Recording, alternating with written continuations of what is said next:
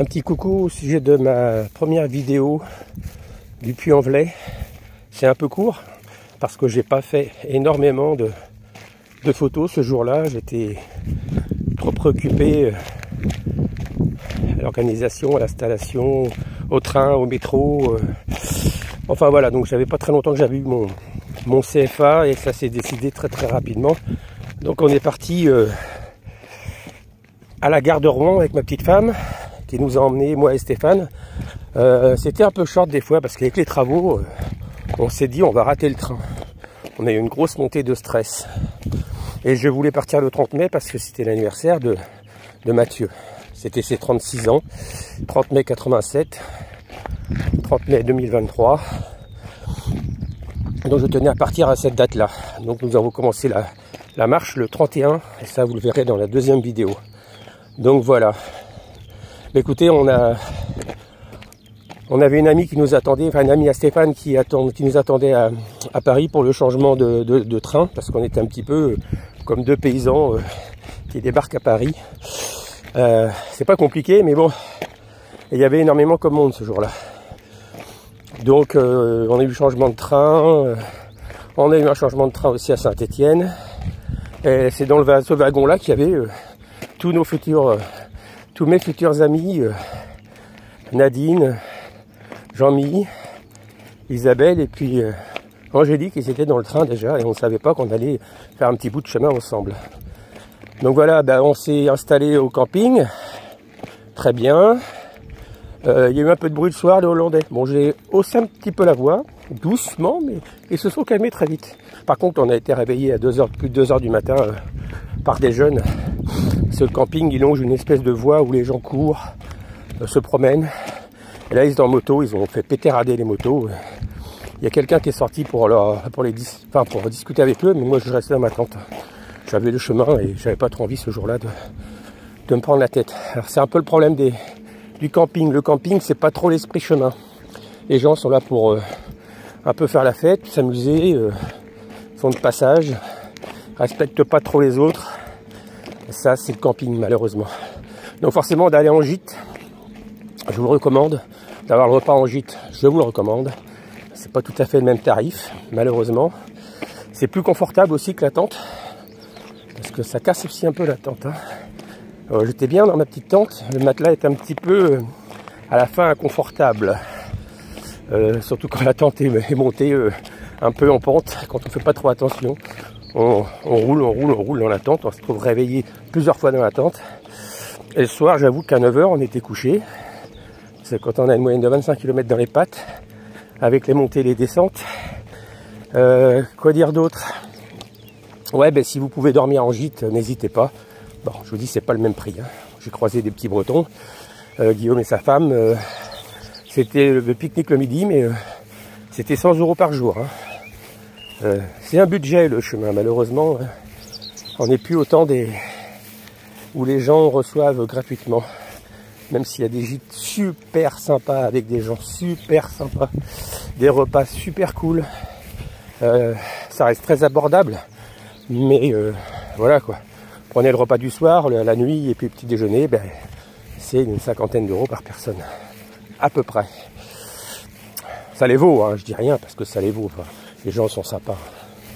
Quand vous mangez des bons produits de la ferme et tout, vous avez une bonne ambiance. Vous êtes entre pèlerins.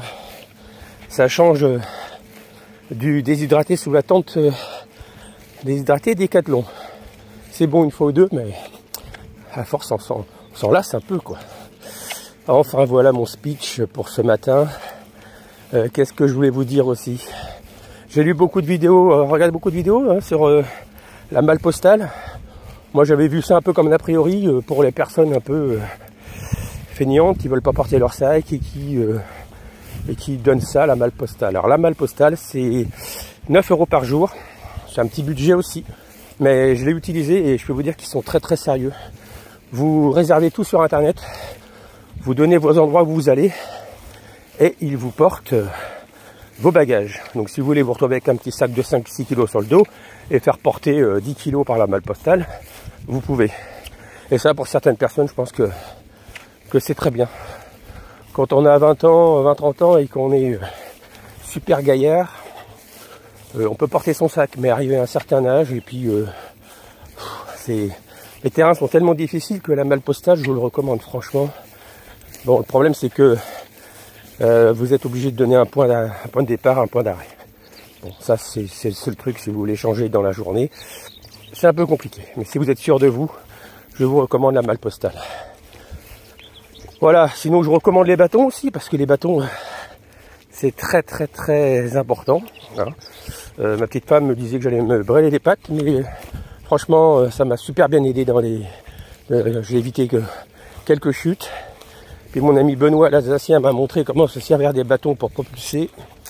Et à certains moments, c'était très agréable d'avoir les bâtons. En aucun cas, ils m'ont gêné. Voilà.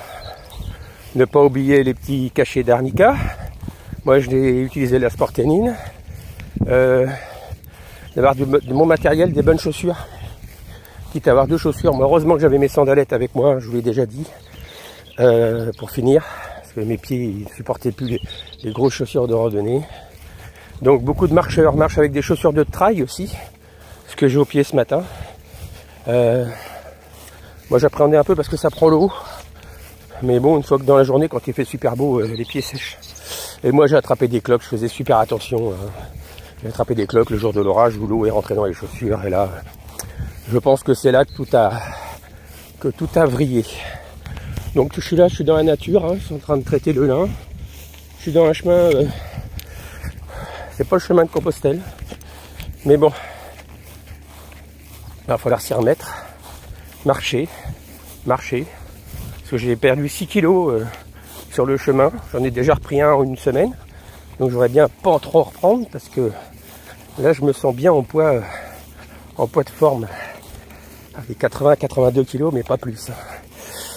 Voilà, donc sinon c'est très sportif, hein. Allez pas faire le chemin, comme je viens de vous le dire, sur départ du puits en se disant c'est du chemin tout droit. Non, entraînez-vous bien. J'ai vu sur certaines vidéos que, ouais, en gros 5 cigarettes par jour d'entraînement, aller porter des petits enfants à l'école, ça suffisait. Non, il faut un bon niveau quand même, et une volonté de faire. Ah là, il y a eu des sangliers, il y a des traces de pas. Les sangliers sont passés par là. Voilà, donc il y a un bon entraînement, hein, et puis bien faire ses chaussures et tout, bien sécher ses pieds. Quoi dire d'autre? Alors de l'eau sur le départ du Puy-en-Velay pendant quelques jours, on a de l'eau un peu partout, et puis après ça se raréfie. Hein, vers Conques, tout ça, il y a moins de points d'eau après. Bien faire attention. Bien prendre de ce qu'il faut.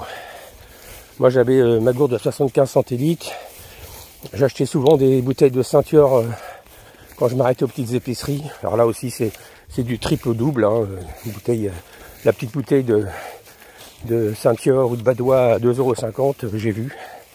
Il y a un petit peu d'abus quand même. Mais bon, on a tellement soif que on a tellement envie d'eau fraîche pétillante qu'on ne regrette pas le prix, quoi. Ouais. Le chemin c'est un budget. Moi j'ai pratiquement, sans compter le train et le matériel, j'ai usé, oh là il y a plein de ronces là, c'est même pas entretenu. Aïe aïe aïe aïe aïe aïe aïe. Qu'est-ce que c'est que ce cirque?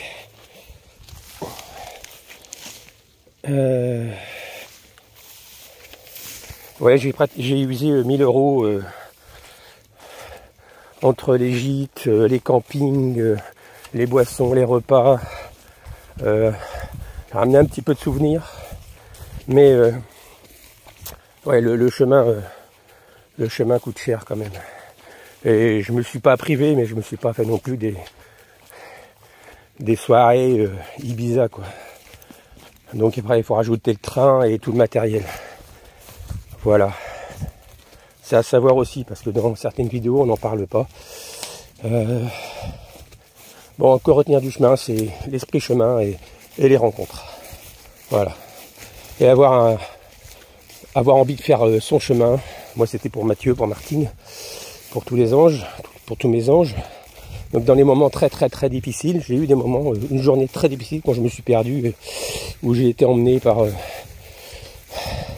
Sébastien, mon bon samaritain, en 205. Ce jour-là, j'avoue que j'ai eu des idées un peu bizarres. que je ne me devais pas d'avoir sur le chemin. Mais j'étais tellement fatigué, plus de batterie, les pieds qui me brûlaient, enfin, le pied qui me brûlait. J'ai une journée remplie de doutes. Malheureusement, c'est comme ça. Mais c'est revenu bien, quoi. Voilà. Il faut savoir qu'il y a des fois, c'est un peu compliqué. Alors, je vous souhaite de faire un bon chemin, de rencontrer comme moi les bonnes personnes. Et puis, que du plaisir, quoi. Donc si vous partez bientôt, bonne préparation. Et puis, bonne camillo, comme on dit. Allez, à très vite. Et ce qui est bien aussi, c'est que j'ai gardé des contacts, j'ai gardé des amis. Notamment Nadine hier qui a pris de mes nouvelles.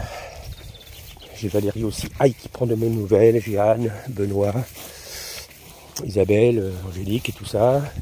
Tout ça, Jean-Mi. Tout ça. Ils sont dans mon cœur à tout jamais.